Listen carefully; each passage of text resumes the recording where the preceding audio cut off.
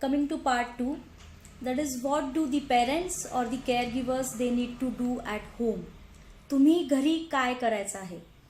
हा पार्ट 2 अतिशय एकदम सहज सोपा आहे, पण या जर का इन्स्ट्रक्शन्स होत नसतील तर या होणं मात्र तेवढंच गरजेचं आहे. मला याची पूर्ण कल्पना आहे की to raise a special child is a difficult task, is like a 24 hour full time job. So as a parent तुम्हाला त्याच्या सर्वांगीण विकासावरती पण भर द्यायचा आहे, तुम्हाला त्याच्या सर्वांगीण विकासावर लक्ष ठेवायचं आहे. Oral care is one of its parts. त्यामुळे तुम्हाला या सगळ्याचा विचार करून मी अजिबात असं काहीतरी आता हे आणा ते आणा दिस फॅन्सी थिंग्स आणि ब्ला ब्ला ब्ला अशा काही तुम्हाला मी बंबार्डिंग करणार नाही आहे. डोंट वरी. पण बेसिकली दातांचं आरोग्य, विशेष मुलाचं सुद्धा दातांचं आरोग्य कुठल्याही स्टेज ऑफ लाईफला चांगलं राहणं हे गरजेचंच आहे. Good tooth brushing and a thorough mouth rinsing हे तर कुठल्याही ओरल केअरचा भक्कम पाया आहे. त्यामुळे या गोष्टी मुलाकडनं घरी करून घेत असताना काही सोप्या युक्त्या काय करायच्या आहेत ते सांगते. First thing is try to be a very good observer, listener, a very good assistant, role model and a very good friend of your child. दात घासायला मुलाला सुरुवात करायच्या आधी try to observe your child. नीट त्याचं निरीक्षण करा की ते तुम्हाला काही सांगायचा प्रयत्न करत आहे का, ते तुम्हाला काही दाखवत आहे का. Try to listen to the child if is trying to point out to you something. एखाद्या तोंडाच्या जवळचा एखादा एरिया, तिथे काही त्याला दुखतंय का, तो तुम्हाला काही पॉइंट आउट करतोय का, हे पण नीट लक्ष ठेवा.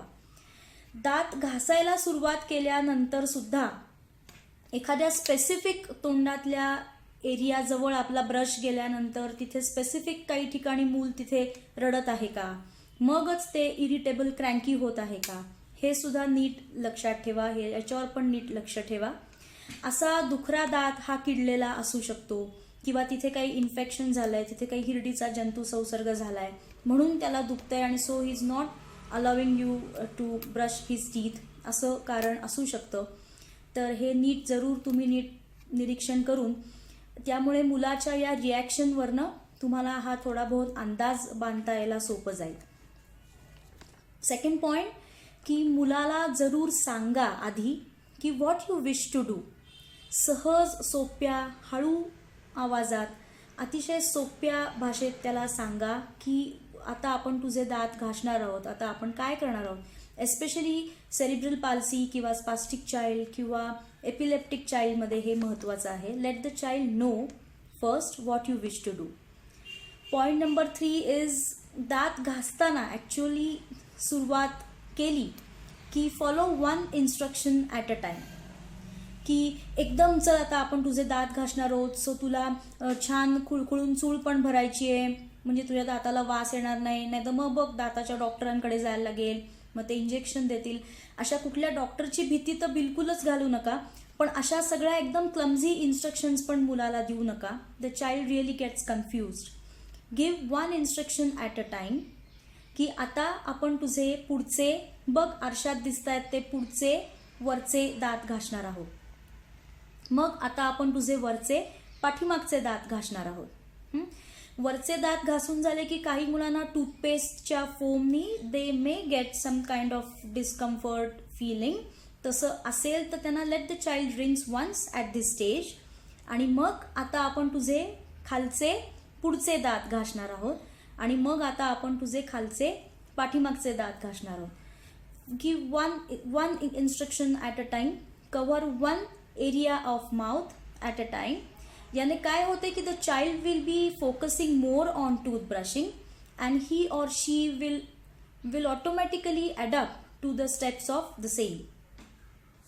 पॉईंट 4 इज की बाकीचं तुमच्या घरातलं काही व्यवहाराचं बोलणं हे त्यावेळेला करू नका. की आजचा पेपर आला नाही आहे का, किंवा for example has the milkman kept the bill, किंवा तुमचा मोबाईल किंवा तुमचं व्हॉट्सॲप त्यावेळेला पाहू नका. Help your child to concentrate well on tooth brushing. My next point is की सपोज तुम्ही जर तुमच्या मुलाचे दात कम्प्लिटलीच तुम्ही घासत आहात किंवा तुम्ही चाइल्डला असिस्ट करत आहात तर तुमच्या हाताचा एकदम असा ॲक्यूट झटका किंवा ॲक्यूट जर्क, ॲक्यूट मुवमेंट असं काही करू नका. किंवा जर तुम्ही ब्रश धरला असेल, मुलाबरोबर तुम्ही पण ब्रश त्याला धरायला मदत केली असेल, तर don't try to or don't change the direction of the brush suddenly. असं एकदम ॲक्यूट डायरेक्शन चेंज, जर्क, हिसका असं काही करू नका while you are brushing your child's teeth. The child may not like it. किंवा if the child is wheelchair bound आणि जर तुम्ही त्याच्यावरती बेसिनचा दिवा त्याच्यावर फोकस केला आहे किंवा तुम्ही हातात टॉर्च धरली आहे आणि टॉर्चचा फ्लॅशलाईट एकदम त्याच्या डोळ्यावर किंवा एकदम त्याच्या मग तोंडावरती असं फ्लॅशलाईट करू नका. The child really may not like it and then that may act as a simple refusal for toothbrushing. My next point which is very important, very colourful point, की मुलाला आरशामध्ये दाखवा त्याचे दात घासत असताना. साधे आपले पण बघा ना, आपण सुद्धा आपले दात घासताना आरशात बघत असतो. टूथब्रशचा रंग, टूथपेस्टचा रंग, त्याचा पाण्याचा मग, पाण्याच्या गडूचा रंग किंवा त्याचं नॅपकिन टॉवेलचा रंग, हे सर्व मुलाला प्रत्यक्ष आणि आरशात सुद्धा while his brushing his teeth पाहू दे. यांनी मुलाचा इंटरेस्ट त्यातला वाढत जातो. Preferably try to keep 2 separate toothbrushes of 2 different colours for day time brushing and for night time toothbrushing. सकाळी आणि रात्री मुलाला दात घासण्यासाठी 2 वेगवेगळ्या रंगांचे टूथब्रशेस ठेवा, की जेणेकरून या रंगांशी कोरिलेट होऊन मूल दात घासायला विसरत नाही. लहान मुलांमध्ये रंगाचं महत्त्व तर आहेच, तुम्हाला सर्वांना माहिती आहे, पण अशाच काही युक्त्या वापरून लहानपणीच मग मुलाला चांगली सवय लागली की ती पुढच्या जीवनात पण त्याला कॅरी फॉरवर्ड करायला नक्कीच मदत होईल.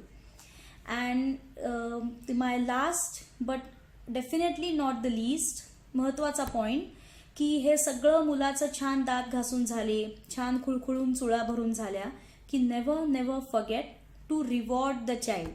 त्याचे जरूर कौतुक करा, त्याला एनकरेज करा, की आता छान दात घासलेस, तुला आतून कसं वाटतंय, तुला पण फ्रेश वाटतंय का, तुझे दात बघ कसे छान दिसत आहेत हसल्यावर, तू छान दिसतोयस, तुझ्या तोंडाला आता वास येत नाहीये, हा त्याला कॉन्फिडन्स द्या, त्याचे जरूर कौतुक करा.